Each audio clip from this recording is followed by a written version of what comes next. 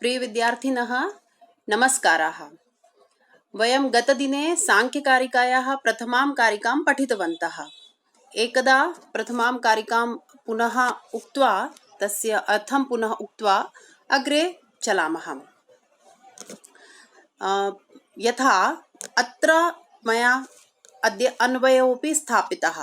तर्हि एकदा भवन्तः पश्यन्तु कथं दुःखत्रयाभिघातात् तदपघातके हेतौ जिज्ञासा जायते। दृष्टे अर्थात लौकिकोपाये सति सा जिज्ञासा अपार्था अर्थात व्यर्था अस्ति। का जिज्ञासा? सांख्य विषयिणी जिज्ञासा या मनसि जायते। किमर्थं जायते? दुःखत्रयाभिघातात् तदपघातके हेतौ जायते।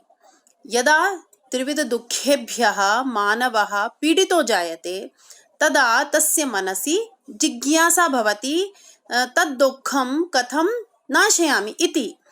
किन्तु यदि दृष्टोपायाः सन्ति तर्हि सा जिज्ञासा अपार्था अर्थात व्यर्था अस्ति इति कश्चित् कथयति चेत् न। किमर्थम् उक्तम्? एकान्तात्यन्ततः अभावात्।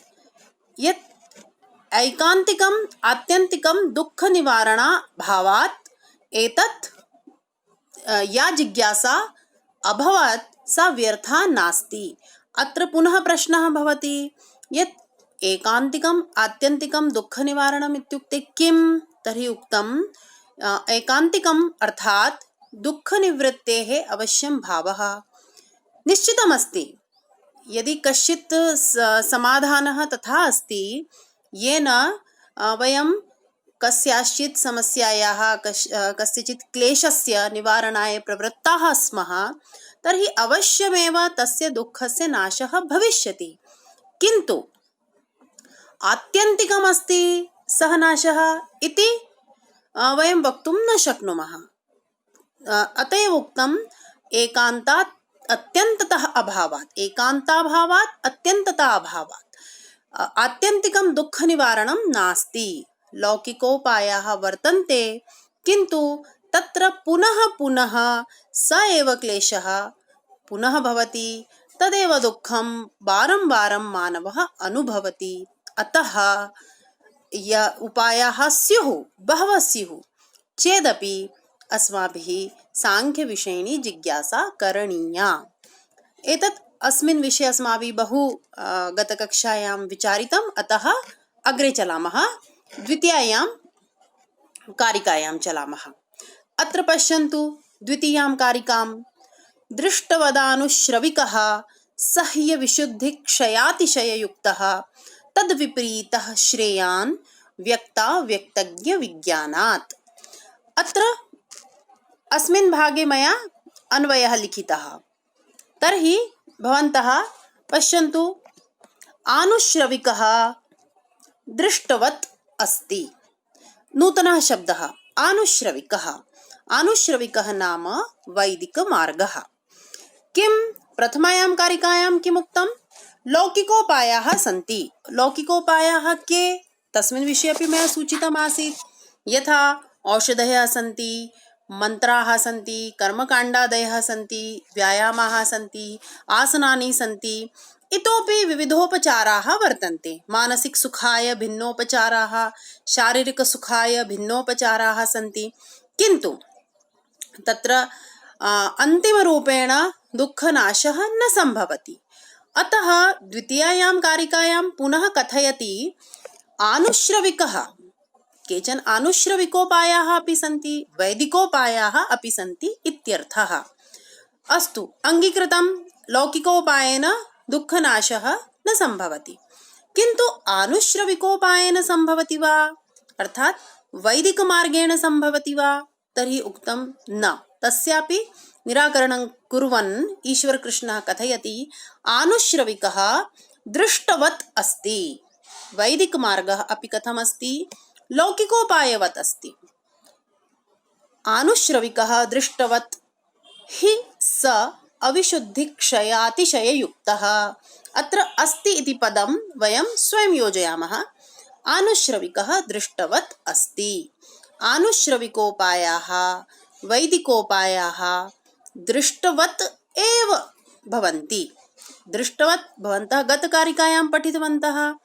दृष्टोपायाः अर्थात् लौकिकोपायाः। आनुश्रविकोपायाः अपि लौकिक उपायाः एव इव भवन्ति। यतोहि स अर्थात् सः वैदिकमार्गः कथमस्ति? अविशुद्धिक्षयातिशययुक्तः अस्ति। त्रिविधदोषाः तस्मिन् वैदिकमार्गे भवन्ति। के ते दोषाः?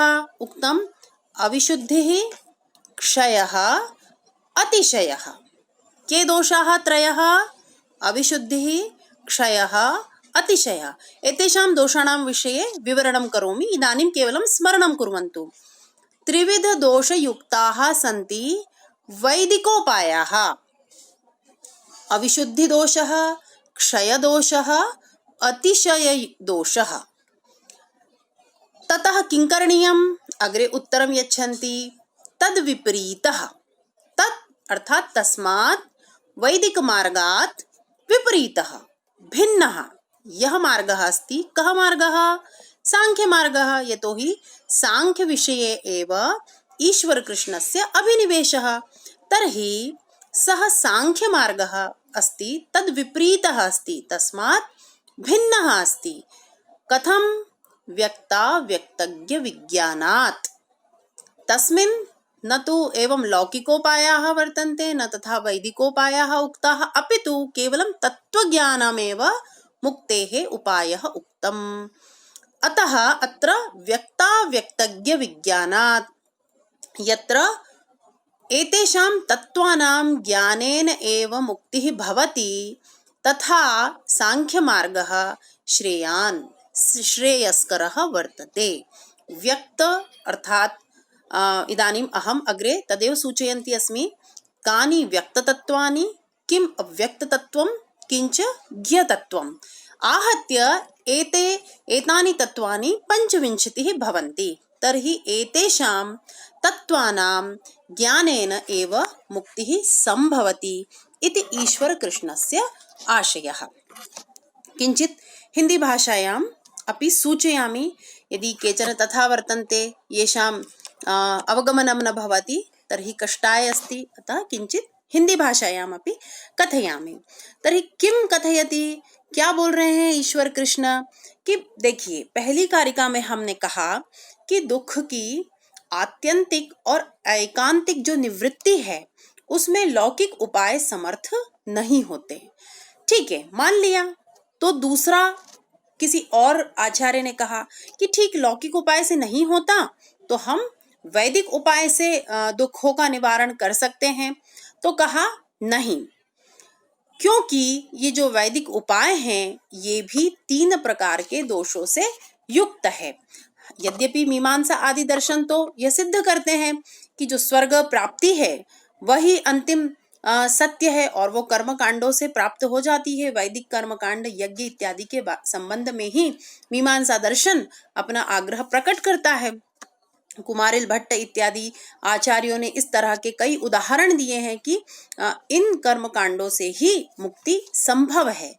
किंतु ईश्वर कृष्ण या सांख्य दर्शन यह कहता है कि यह स्वर्ग प्राप्ति ही अंतिम सुख नहीं है और इसीलिए हमें एक और नए मार्ग को जानना होगा और वह नया मार्ग निश्चित रूप से सांख्य है। अब जो बात आती है कि ये 3 प्रकार के दोष कौन से हैं जो विशेष रूप से हमारे लिए जानने योग्य है, कि जो वैदिक मार्ग में कहे गए तत्व हैं वे 3 दोषों से युक्त है, अविशुद्धि, क्षय और अतिशय। तो अविशुद्धि दोष को समझिए आप। यह कहना चाहते हैं कि यज्ञ इत्यादि में जो पशु बलि होती है तो इस तरह का जो मार्ग है वह शुद्ध कैसे हो सकता है? यह भी पाप ही है और जो पाप का फल है वह तो बुरा होता है, पुण्य का फल ही अच्छा होता है। तो जो वैदिक उपाय है उससे कहीं ना कहीं सुख मिलता है तो कहीं कहीं दुख भी प्राप्त होता है। इसीलिए हम यह नहीं कह सकते कि एकांतिक और आत्यंतिक रूप से यह वैदिक उपाय जो है वह अपना प्रतिफल देता है। इसीलिए यह ग्रहण के योग्य नहीं है, अपितु हमें एक नए मार्ग को जानना चाहिए। फिर दूसरा जो कहते हैं क्षय, तो यह कहा कि जो प्रसिद्ध है क्षीणे पुण्य मर्त्य लोकं विशन्ति, तो जो वैदिक अनुष्ठानों से जो भी फल हमें प्राप्त होता है वह नष्ट होने वाला है, क्योंकि यह प्रसिद्ध वाक्य सुना जाता है। तो जो भी साधक यज्ञ इत्यादि कर्मों से पाप और पुण्य दोनों का अर्जन करता है, उससे पुण्यार्जन से जो स्वर्ग की प्राप्ति होती है, और इस पुण्य के क्षीण होने पर पुनः उसका मर्त्य लोक में आगमन होता है। अर्थात यहाँ क्षय नामक जो तत्व है, गुण है, वह विद्यमान है और पुनः मनुष्य उसी सांसारिक झंझावात में पड़ जाता है, जबकि ज्ञान का मार्ग इस तरह का नहीं है। इसीलिए यह त्याज्य है। कौन? वैदिक उपाय, यह कहना चाहते हैं ईश्वर कृष्ण।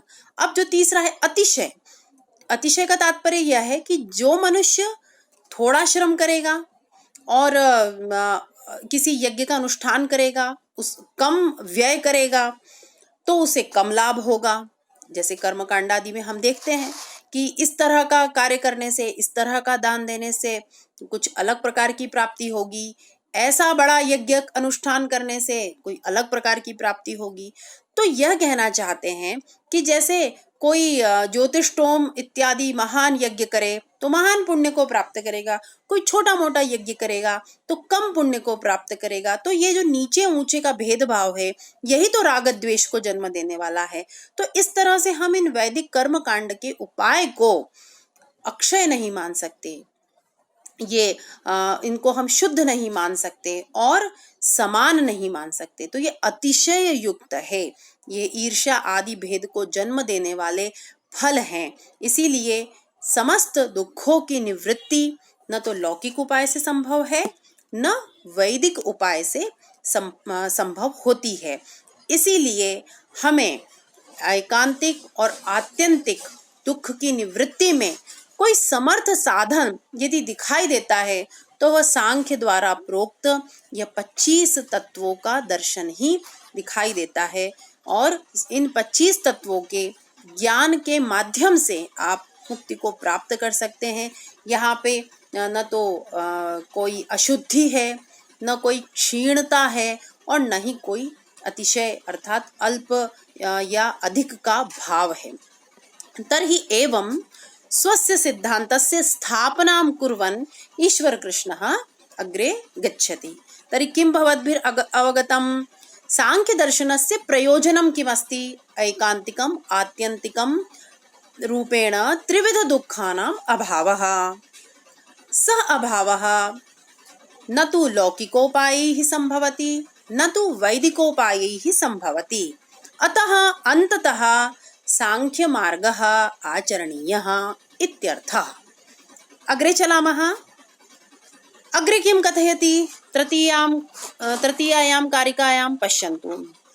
इदानीं द्वितीयायां कारिकायाम् उक्तं 25 तत्त्वैः ज्ञानं भवति, मुक्तिः भवति, दुःखनिवृत्तिश्च भवति। तानि 25 तत्त्वानि कानि इति जिज्ञासा भवति।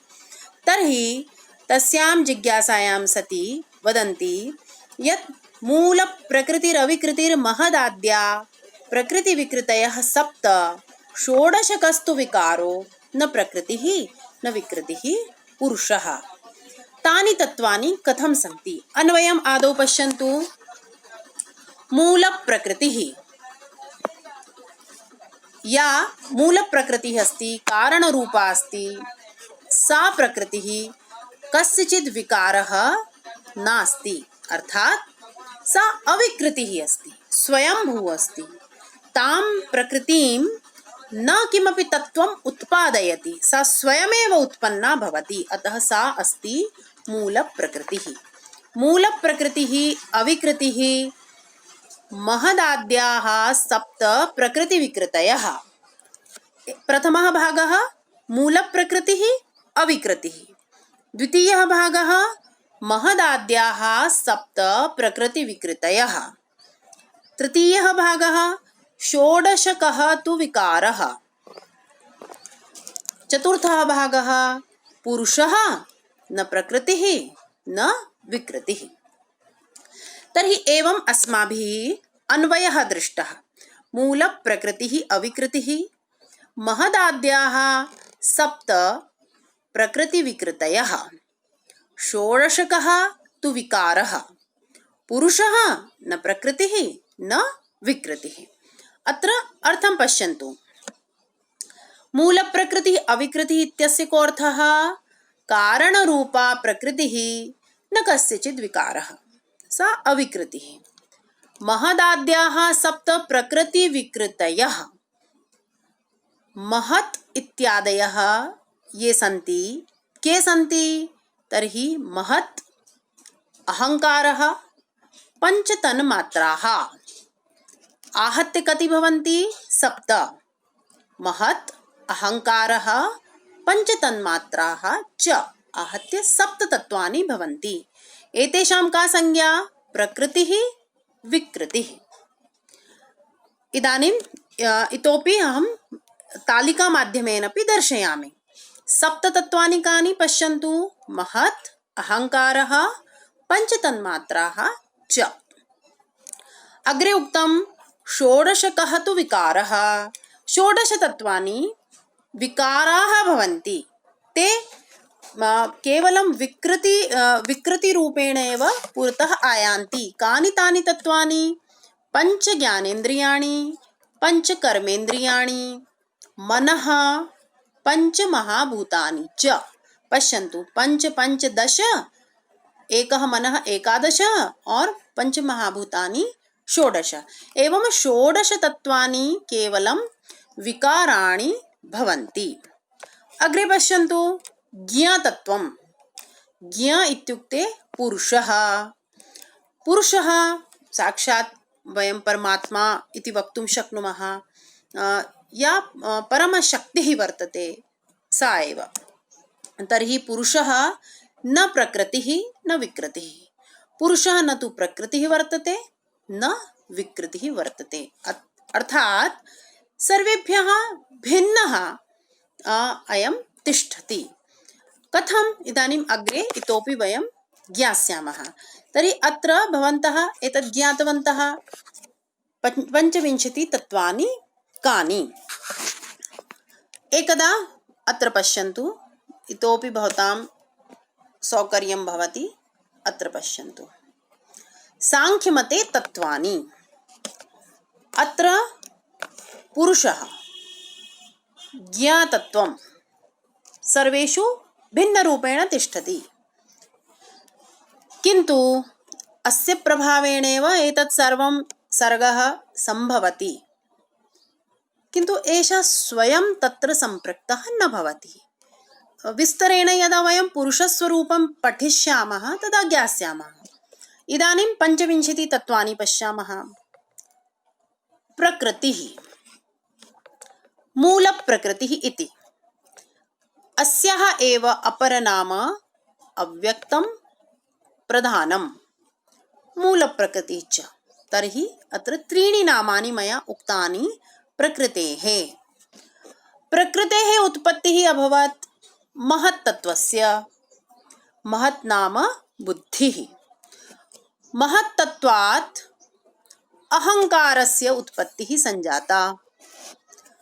ततः मनः, पञ्च कर्मेन्द्रियाणि, पञ्च ज्ञानेन्द्रियाणि, पञ्च तन्मात्राश्च। पञ्च कर्मेन्द्रियाणि कानि? वाक्, पाणि, पाद, पायु, उपस्थीनि पञ्च कर्मेन्द्रियाणि। तर्हि एवं पञ्च कर्मेन्द्रियाणि भवन्ति, पञ्च ज्ञानेन्द्रियाणि च। श्रोत्र, त्वक्, चक्षुः, रसना, घ्राणाख्यानि पञ्च ज्ञानेन्द्रियाणि। पञ्च तन्मात्राः काः? शब्द, स्पर्श, रूप, रस, गन्धादयः पञ्च तन्मात्राः। पञ्च तन्मात्राभ्यः पञ्च महाभूतानि उत्पद्यन्ते। आकाशं, वायुः, अग्निः, जलं, पृथ्वी च। तर्हि एवं सर्गः भवति, सृष्टिः जायते। एतानि एव पञ्चविंशति मूलतत्त्वानि भवन्ति। तेषां ज्ञानेन मुक्तिः जायते तेषां विज्ञानेन तेषां पूर्णरूपेण ज्ञानं प्राप्य मनुष्यः एतस्याः सृष्टेः रहस्यं ज्ञातुं शक्नोति, स्वस्य मुक्तिमार्गम् अन्वेष्टुं शक्नोति। तर्हि पश्यन्तु 25 अभवन्। 1 2 3 4 पुनः 5 योजयामश्चेत् 9 तत्त्वानि भवन्ति। पुनः 5 योजयन्तु 14 भवन्ति। पुनः 5 योजयन्तु तर्हि कति भवन्ति? 19 भवन्ति। पुनः 5 योजयन्तु तर्हि 20 21 22 23 24 पुनः 25तमं तत्त्वं पुरुषः ज्ञ इति वयं वक्तुं शक्नुमः। तर्हि एवं भवन्तः दृष्टवन्तः कथम अत्र सांख्यमते 25 तत्त्वानि प्रोक्तानि, एतेषां ज्ञानेन एव मुक्तिः संभवति इति ईश्वरकृष्णः कथयितुम् इच्छति। हिंदी भाषायां संक्षेपेण सूचयामि। भवन्तः आदौ यथा ज्ञातवन्तः 2 कारिकाओं में आपने समझ लिया कि लौकिक और वैदिक दोनों ही जो उपाय हैं उनसे दुखों की पूर्णतः निवृत्ति संभव नहीं है, दुख फिर से उत्पन्न हो सकते हैं। इसीलिए हमें व्यक्त, अव्यक्त और ज्ञ इन 25 तत्वों का ज्ञान प्राप्त करना चाहिए, ऐसा सांख्य दर्शन का मत है। अब जो यहाँ बात कही है प्रकृति, मूल प्रकृति, तो मूल प्रकृति वह है जिसका कोई कारण नहीं है, वह किसी का कार्य नहीं है, वह सबको उत्पन्न करती है, वह सबका मूल कारण बनती है, लेकिन उसका कोई कारण नहीं है। इसीलिए उसे हम अविकृति ही क्या कहते हैं? मूल प्रकृति ही अविकृति ही, वह अविकृति है। और जो महत आदि 7 तत्व हैं अर्थात महत, बुद्धि, अहंकार और शब्द आदि जो 5 तन्मात्राएं हैं, यह है ये प्रकृति और विकृति दोनों हैं। प्रकृति का क्या मतलब हुआ? जो किसी को उत्पन्न करता है। अभी हम मूल प्रकृति नहीं कह रहे हैं, प्रकृति अर्थात जो किसी को उत्पन्न करे, और विकृति ही जो किसी से उत्पन्न हो। जैसे दूध से दही बनता है तो दूध प्रकृति है और दही उसका विकार है। दही से जब हम मक्खन बनाएंगे तो दही प्रकृति है और मक्खन उसका विकार है। मक्खन से अगर हम घी बनाएंगे तो मक्खन प्रकृति हो गया और वह जो घी है वह उसका विकार है। तो इस अर्थ में अभी हम बात कर रहे हैं कि यह जो 7 तत्व हैं ये प्रकृति भी है और विकृति भी है। कौन कौन से? देखिए, जो भिन्न प्रकार से लिखे गए हैं, महत, अहंकार और 5 तन्मात्रा, ये 7 तत्व 5, 6 और 7 ये प्रकृति भी है और विकृति भी है। अब देखिए, ये जो षोडश कस्तु विकारो, 16 जो केवल विकार हैं, जो उत्पन्न केवल होते हैं, किसी को उत्पन्न नहीं करते, वे कौन से तत्व हैं? तो यहाँ देखिए, मन, 5 कर्मेंद्रियाणि, 5 ज्ञानेंद्रियाणि और 5 महाभूतानि, 5, 10, 15 और 16, ये 16 तत्व केवल विकार हैं। ये किसी को उत्पन्न नहीं करते, केवल उत्पन्न होते हैं, तो इनको विकार या विकृति कहेंगे। अब प्रश्न पूछे कि सांख्य की तत्व मीमांसा की दृष्टि से केवल विकार कितने हैं? तो 16। सांख्य के तत्व मीमांसा की दृष्टि से ऐसे कौन से तत्व हैं जो प्रकृति भी हैं विकृति भी हैं? तो वे हैं महत, अहंकार और 5 तन्मात्राएं। ये किसी से उत्पन्न भी होते हैं और किसी को उत्पन्न भी करते हैं। अब जो केवल प्रकृति है, जो केवल उत्पन्न ही करती है, किसी से उत्पन्न नहीं होती, वो केवल एक है, वो है प्रकृति, मूल प्रकृति, प्रधान, अव्यक्त। और जो न प्रकृति है न विकृति है, वह है पुरुष। तो आप समझ गए, मूल प्रकृति ही अविकृति ही, ये कारिका का ये भाग है। प्रकृति विकृतयः 7, प्रकृतिविकृतयः सप्त, प्रकृतिविकृतयः सप्त। षोडश कस्तु विकारो, षोडश, ये देखिए, ये है षोडश कस्तु विकारो, ये केवल विकार है। और न विकृति ही न प्रकृति ही पुरुषः, जो न प्रकृति है न विकृति है वह पुरुष है। तो इस तरह से एक छोटी सी कारिका में ईश्वर कृष्ण ने सांख्य के 25 तत्व, उनका नामोल्लेख भी कर दिया और उनका स्वरूप कैसा है उसे भी बता दिया। तो आप समझ गए कि मूल प्रकृति किसे कहते हैं। इस प्रकृति से उत्पन्न हुए ये 23 तत्व जो नीचे हमें दिखाई दे रहे हैं, महत से लेकर पृथ्वी तक, ये सभी 23 तत्व मूल प्रकृति से उत्पन्न हुए और इनकी संज्ञा व्यक्त है। जो हमने कहा ना, व्यक्ता व्यक्तज्ञ विज्ञानात्, तो अव्यक्त है प्रकृति ही, ज्ञ है पुरुष, और बचे हुए जो 23 तत्व हैं इन्हें क्या कहते हैं, इन्हें व्यक्त कहते हैं। ये व्यक्त हुए हैं, इनकी संज्ञा व्यक्त है। तो इस तरह से मूल कारण होने से, सभी का उत्पादक तत्व होने से प्रकृति तो मूल प्रकृति हो गई, अव्यक्त हो गई, और शेष तत्व व्यक्त हो गए, और पुरुष न व्यक्त है न अव्यक्त है, वह ज्ञ हो गया। तो यह इनकी संज्ञा है।